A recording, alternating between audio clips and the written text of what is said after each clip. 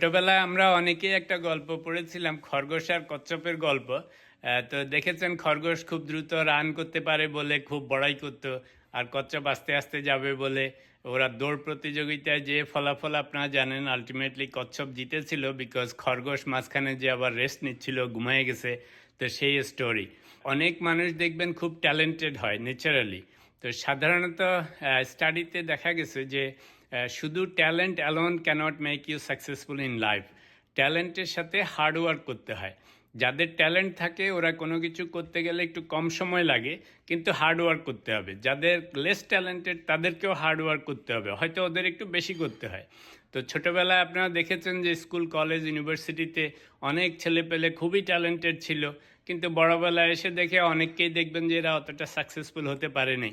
এটার কারণ শুধু ট্যালেন্টের জন্য না, এটার কারণ হচ্ছে যে শুধু ট্যালেন্টেড হলেই হবে না, সেই ট্যালেন্টকে কাজে লাগাইতে হবে, হার্ড ওয়ার্ক করতে হবে। এবং যখন আপনি বুঝতে পারবেন যে ট্যালেন্টের লিমিটেশন হচ্ছে যে আপনি হার্ড ওয়ার্ক না করলে সেই ট্যালেন্টটা ইউজলেস হয়ে যাবে।